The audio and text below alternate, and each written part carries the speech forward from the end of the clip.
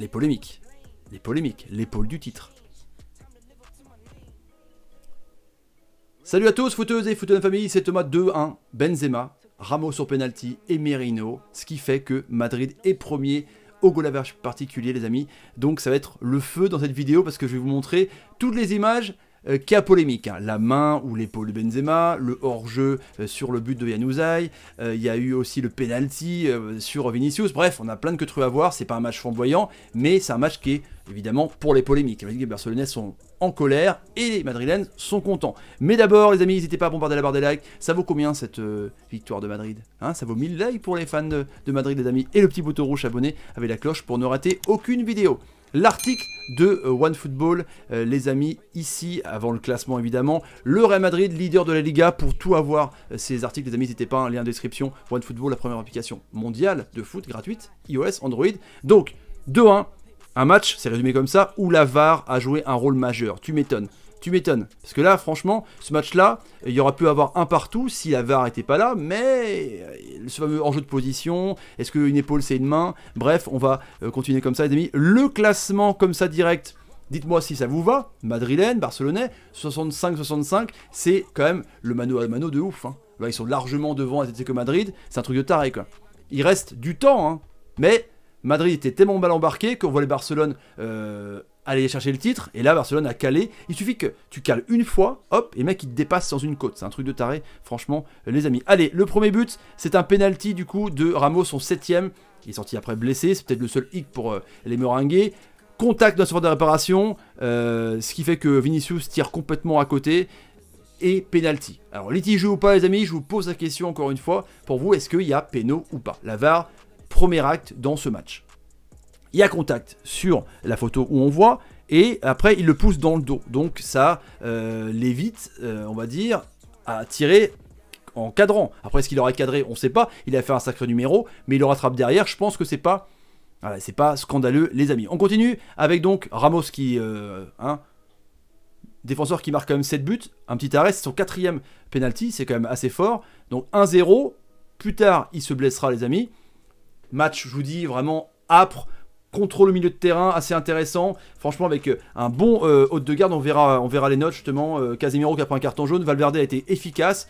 Un Varane un petit peu en demi-teinte. Heureusement que Ramos était là. Militao est rentré. Alors s'il y a Militao Varane pour la fin, parce que vraiment ça avait mal au genou, ça va être quand même compliqué les amis. Il y a eu quelques arrêts de Romero et puis un arrêt de Courtois en tout cas. Je vous dis, c'était pas non plus la folie, hein. Comme Liverpool-Everton, il y avait peut-être plus d'intensité, c'était pas la folie furieuse. Donc il se touche à Barbichette, hein, histoire d'eux, parce que son nouveau look, le capitaine, là, il y a un 0. Tu dis, bon, il y a un 0, ok. Et là, il y a une action de jeu de ouf. Alors, je vais mettre une petite flèche ici les amis. Là, il y a un hors-jeu de position. Quand Januzaj, qui était rentré en jeu, décide de tirer, du coup, bah là, le but Courtois est caché, on va dire, par le mur, enfin par les joueurs. Il est troublé et donc il ne va pas chercher le ballon dans le petit filet à droite. Là, il est sifflé pour hors-jeu parce que effectivement, il y a hors-jeu de position du joueur là, hein, il est tout seul devant. Ça siffle ou ça siffle pas. Plein de fois, les mecs ils se disent, voilà, il fait action de jeu, il gêne le gardien, là il est un peu loin, je vous laisse encore une fois vous faire maître de cette image les amis. Arrêtez. Est-ce qu'il y a hors-jeu ou pas, ou est-ce que le but est valable? Il y a un partout, ça aurait tout changé, parce que la Sociedad, honnêtement les amis, 51-49, 10 frappes chacun, 2 cadrés pour la Sociedad et 6 cadrés pour le Real Madrid, mais poussez à la fin, poussez. S'il y avait eu un partout, on ne sait pas ce qui serait passé. Et puis il y a eu des contres derrière éclairs. Il y a la possession de balle était pour la Sociedad jusqu'à la fin. Les Basques étaient chaud bouillants. Donc je vous laisse faire votre propre avis sur ce penalty, les amis. Maintenant, le but de Benzema, qui est quand même magnifique, hein. On va oublier d'abord le contrôle. Mais il est magnifique. En pivot, hop, 17ème but, Benzema le marque à chaque fois. Un doublé, un but, il est en ce moment extraordinaire. Sauf que donc, il y a cette polémique avec le bras. Voilà, il touche de l'épaule. Ici.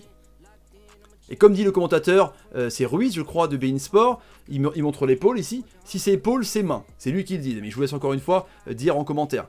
Donc, contrôle de l'épaule, il se retourne et but. La variole dit qu'il y a but.